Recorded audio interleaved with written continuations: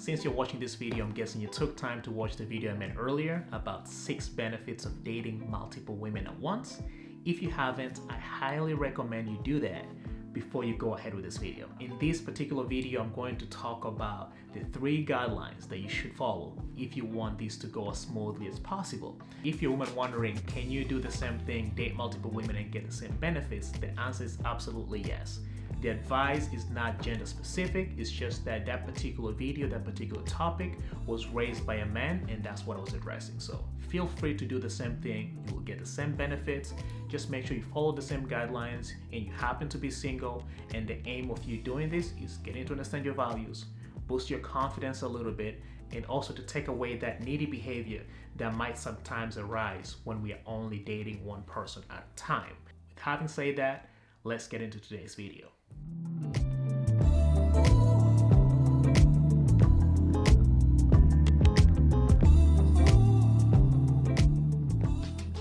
There were some concerns raised, and the biggest one was regarding sex, in particular STDs and pregnancy. Now, I did not include sex as part of these 3 guidelines for 2 main reasons. Number 1, just because you're dating somebody, it doesn't mean that you have to engage in sexual intercourse with them. If you decide to engage sexually, that is a personal decision that you take, and you can decide to also date without having that sexual engagement with the people or the person you're seeing. And number 2, pregnancy or impregnating someone is not a result of having sex with multiple people, but rather a result of having unprotected sex that can happen even when you're seeing one person at one time. I do acknowledge, however, that when you're seeing multiple people, the chances of that happening is high. But just because it increases the chances, it doesn't equate to causation. And as far as STDs go, if you use condoms properly, it's been proven that they are able to prevent 98% of the known sexually transmitted diseases. And full disclaimer, I'm not a doctor or a researcher when it comes to STDs, but I'll put a link on where I got that information. So jumping into the guidelines that will help you date multiple people effectively, number 1 is diversify your location. If one of these people you're seeing happens to come from work, just make sure that the other person comes from a different area. It could be your gym, it could be your church. If you're a church person and you're doing this, you probably feel really bad right now because it goes against most religions, but just make sure that the environment you create around your dating life lessens the chances that these people will either be friends or will come together in one area and start having conversations. It avoids these people coming together and them comparing themselves to one another. Something that we do naturally as human beings, but when comparison starts coming up, most times it's not in a healthy way. So if you can avoid that, you might want to take it. Guideline number 2 is always be truthful and honest.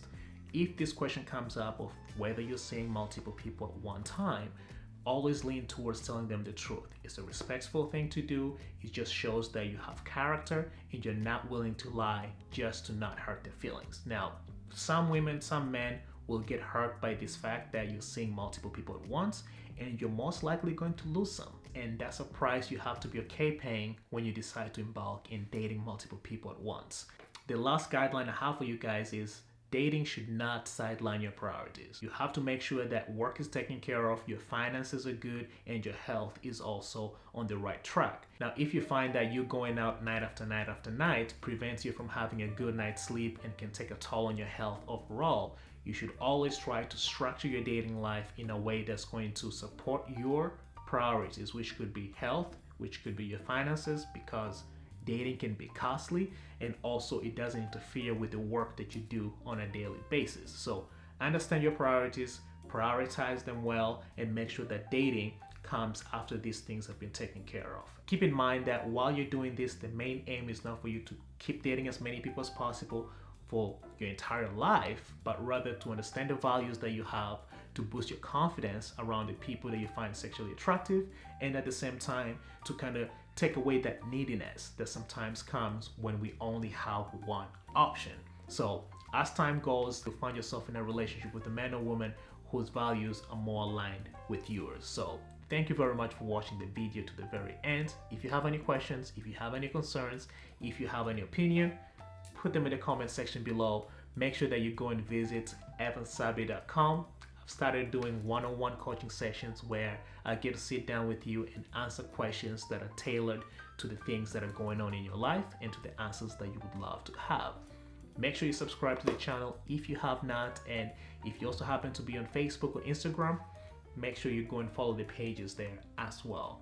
Thank you very much for watching to the very end, and I'll catch you guys in the next video.